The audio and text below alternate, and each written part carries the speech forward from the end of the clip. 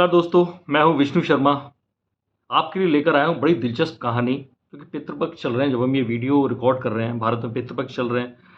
आप लोग भी किसी न किसी का श्राद्ध कर रहे होंगे परिवार में, जो भी पितृजन थे। तो ऐसे में एक कहानी है इतिहास से जुड़ी, एक ऐसे व्यक्ति की कहानी जो सीधे मोदी जी से जुड़ी है कि कैसे मोदी जी एक महापुरुष की अस्थियां स्विट्जरलैंड से लेकर आए। और क्योंकि पितृपक्ष चल रहा है इसलिए अस्थियों की बात है, और कैसे उन अस्थियों का विसर्जन करवाया, कैसे उस महापुरुष को सम्मान दिलाया। और आप ये जानकर हैरान हो जाएंगे, जब उस महापुरुष की मृत्यु हुई थी तब सरदार भगत सिंह जेल में थे, उनको फांसी नहीं हुई थी। ये 30 मार्च 1930 की बात है। उनकी मृत्यु हुई रात को 11:30 बजे। मैं बात कर रहा हूँ श्यामजी कृष्ण वर्मा की, विदेशी धरती पर क्रांतिकारियों के, भारतीय क्रांतिकारियों के सबसे बड़े संरक्षक उन्हें कहा जाता है। इंडिया हाउस जो लंदन में है, उन्होंने बनवाया था, जहां मदन लाल धींगरा, वीर सावरकर जैसे तमाम क्रांतिकारी रहे। और उन्होंने भारत की स्वतंत्रता की मशाल जो थी वहाँ जलाए रखी विपरीत परिस्थितियों में, और उनको मदद कर रहे थे श्यामजी कृष्ण वर्मा। 4 अक्टूबर को उनकी जयंती होती है जब हम ये वीडियो शूट कर रहे हैं। तो मैं बताता हूँ कि कैसे भगत सिंह, मोदी, नेहरू, मदन लाल धींगरा, यहाँ तक कि गांधी जी, लेनिन, सब इस व्यक्ति से जुड़े हुए हैं, जिसकी दिलचस्प कहानी है। कैसे ये कहानी शुरू होती है? 4 अक्टूबर 1857 को उनका जन्म हुआ था। मांडवी, गुजरात में वो जगह है। और उसके बाद उन्होंने पढ़ाई की मुंबई के विल्सन कॉलेज से। उनके पिताजी की जल्दी मृत्यु हो गई थी, उनकी शादी भी जल्दी हो गई थी। जो उनकी पत्नी थी भानुमति, उनका परिवार बड़ा ही संपन्न परिवार था। तो उन्होंने वहाँ संस्कृत की पढ़ाई की मुंबई के विल्सन कॉलेज में, जो उनके बाद में ऑक्सफोर्ड में काम आई। ऑक्सफोर्ड यूनिवर्सिटी पर जब गए तो वहाँ उन्होंने संस्कृत की पढ़ाई की। दरअसल वहाँ पे एक जो मोनियर विलियम्स थे प्रोफेसर, उनको वो अच्छे लगे, उन्होंने असिस्टेंट बना लिया। उनका संस्कृत का ज्ञान देखकर बाद में उन्हें संस्कृत पढ़ाने का मौका दिया गया। उन्होंने वहाँ से ढेर सारी डिग्रियाँ खुद भी हासिल की। लेकिन जब वहाँ से वो लौट के आए 1885 में, 1885 वो वर्ष है जब कांग्रेस का जन्म हुआ था दोस्तों। और पता नहीं उनके कांग्रेस से क्या आंकड़े थे कि वो कभी उस तरह से फिट बैठे नहीं, केवल लोकमान्य तिलक को छोड़कर। वो लोकमान्य तिलक के बड़े ही प्रशंसक थे, और लोकमान्य तिलक ने ही वीर सावरकर को भेजा था उनके पास। कैसे आगे बढ़े वो मैं आपको बताता हूँ। रतलाम के दीवान बनाए गए, और जब वो वहाँ से उन्होंने छोड़ा तो 32,000 रुपये की ग्रेच्युटी उन्हें मिली थी। बहुत बड़ी रकम होती है उस टाइम पे 2-3 साल की नौकरी में। और इतने विद्वान उन्हें माना गया। उदयपुर के दीवान बनाए गए, जूनागढ़ के दीवान बने। वहाँ किसी अंग्रेज अधिकारी से, ब्रिटिश एजेंट से उनका झगड़ा हुआ। तो ऐसे में ब्रिटिश एजेंट से उनकी जो ब्रिटिशर्स से थी नफरत सी हो गई थी उन्हें थोड़ी सी, और उन्हें लगने लगा था कि देश को आज़ाद होना चाहिए और भारत की धरती पर ये नहीं हो सकता। ये उन्होंने समझ लिया था। उन्होंने अपना सारा पैसा कॉटन के बिजनेस में लगाया था। बहुत सारा पैसा उन्होंने कमाया। इधर स्वामी दयानंद सरस्वती जी के संपर्क में आए, तो स्वामी दयानंद सरस्वती की जो शिक्षाएं थी उनका प्रचार प्रसार करने लगे।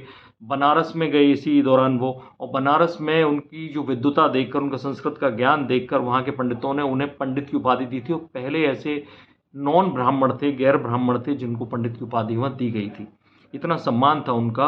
बाद में वो स्वामी दयानंद जी के जो प्रिय, उनका जो शहर था अजमेर, वहाँ जाकर बस गए थे। लेकिन उन्हें लगा कि भारत में चल नहीं सकता, तो वो जाकर लंदन चले गए। लंदन में अंग्रेजों की गढ़ में सबसे बड़ी बात ये थी कि जितना अंग्रेज यहाँ अत्याचार करते थे, उतना ही वहाँ पे अपने आप को वो सिविलाइज्ड रखने की कोशिश करते थे। वो बताते थे कि हम कानून से चलते हैं। तो उन्होंने वहाँ का जो लंदन का हाईगेट इलाका था, वहाँ पर एक घर खरीदा, इंडिया हाउस उसको बनवाया।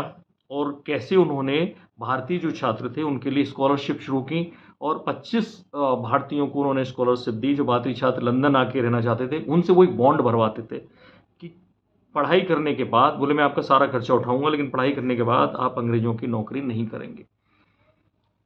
ऐसे में वीर सावरकर, विनायक दामोदर सावरकर, उनको लोकमान्य तिलक ने अपनी रिकमेंडेशन पर भेजा कि इनकी पढ़ाई की जाए। वो वहाँ पहुँचे, और वहाँ पर उन्होंने कैसे एकजुट करना शुरू किया। जो 1857 का 50 वर्ष पूरे हो रहे थे, उसके लिए उन्होंने बहुत बड़ी योजना बनाई कि एक किताब लिखी जाए 1857 का स्वतंत्र समर। जब अंग्रेज उस विद्रोह को दबाने की 50वीं एनिवर्सरी मना रहे थे, तब उन्होंने बताया कि वो दरअसल कोई सामान्य विद्रोह नहीं था, बल्कि भारत का प्रथम स्वतंत्रता संग्राम था।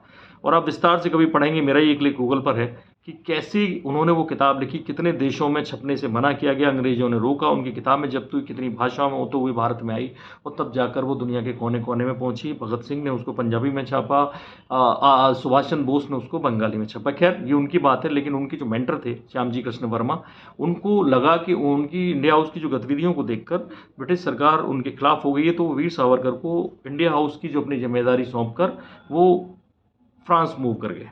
फ्रांस में उन्होंने वहाँ पे अच्छा नेटवर्क बना लिया। उस वक्त फ्रांस और इंग्लैंड के उतने अच्छे रिश्ते नहीं थे, तो ऐसे में वो फ्रांस से सारी क्रांतिकारी गतिविधियाँ चलने लगे। एक उन्होंने इंडियन सोशलिस्ट अखबार भी चलाया था, सोशलिस्ट थे, उन्होंने वो अखबार चलाया और उसमें तमाम लेख लिखे उन्होंने अंग्रेज़ों के खिलाफ। वहाँ से उन्होंने देश की आज़ादी की अलग जगाई, गदर क्रांति को भी सपोर्ट किया। लाला हरदयाल, वीरेंद्र चट्टोपाध्याय, भीखाजी कामा, ढेर सारे लोग थे जिन्हें वो सपोर्ट करते थे, क्योंकि पैसा बहुत था उनके पास, उनकी कलम में बहुत धार थी और एक जज्बा था देश को आज़ाद देखने का।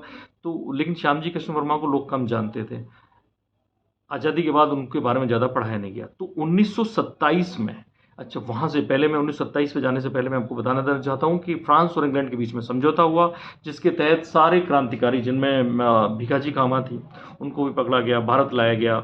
ऐसे में श्याम जी कृष्ण वर्मा मूव कर गए स्विट्जरलैंड, जिनेवा, और वहाँ वो रहने लगे। ऐसे में नेहरू जी एक बार छुट्टियाँ मनाने गए थे। नेहरू जी परिवार के साथ लंबी छुट्टियों के लिए मशहूर थे। उनकी बहन थी कृष्णा और उनकी पत्नी थी कमला नेहरू, उनके साथ वो छुट्टियां मना रहे थे। स्विट्जरलैंड पहुंचे, पूरे यूरोप की छुट्टियों पे थे, तब वहाँ पर श्याम जी कृष्ण वर्मा मिले। तो अगर किसी ने नेहरू जी की ऑटोबायोग्राफी पढ़ी हो तो श्याम जी कृष्ण वर्मा के बारे में उन्होंने लिखा है कि वो व्यक्ति चाहता था कि नेहरू जी एक ट्रस्ट बनाए, उनके सारे रुपए जो करोड़ों में थे, और उससे जो भारतीय बच्चे हैं उनकी मदद करें जो बाहर विदेश में पढ़ना चाहते हैं, और उन बच्चों की मदद करें। लेकिन नेहरू जी तैयार नहीं हुए। क्यों? क्योंकि उन्हें वो व्यक्ति, उन्होंने लिखा है कि वो मुझे व्यक्ति कुछ कुछ शक्की लगता था, जैसे उसका कोई पीछा कर रहा हो, जैसे उसके कोई पैसे पे कब्जा करना चाहता हो, जैसे उन्हें लगा कि वो ट्रॉम से चल सकता था, उसके पास पैसा था, लेकिन वो पैदल चलना, साइकिल पे चलना पसंद करता था।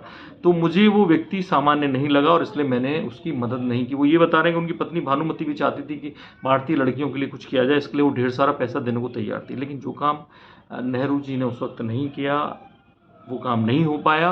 1930 मार्च रात 11:30 बजे जिनेवा के एक हॉस्पिटल में उनकी मौत हो जाती है। लेकिन जाने से पहले वो एक काम करते हैं, बड़ा काम क्या करते हैं कि अपनी जो अस्थियां थी और अपनी पत्नी की अस्थियां थी, उनके लिए वहाँ जॉर्ज सीमेट्री थी, उससे एक टाई अप करते हैं कि 100 साल का किराया आप लीजिए और हमारी अस्थियां सुरक्षित रखिए। जब देश आज़ाद हो जाएगा तब कोई ना कोई भारत माँ का लाल आएगा और हमारी ये अस्थियां ले जाके भारत में विसर्जित कर देगा। मैंने इस पूरे मामले को पितृपक्ष से, श्राद्ध पक्ष से इसलिए जोड़ा था। अब आप सोचिए, उनकी मौत होती है और लाहौर जेल में बनते भगत सिंह और उनके सब साथी उनकी मौत की खबर सुनकर वो एक शोक सभा रखते हैं वहाँ पर लाहौर की जेल में। फिर उसके बाद भगत सिंह को भी फांसी हो जाती है। 17 साल बाद 47 में श्याम जी कृष्ण वर्मा की मौत के बाद 17 साल बाद देश आज़ाद होता है।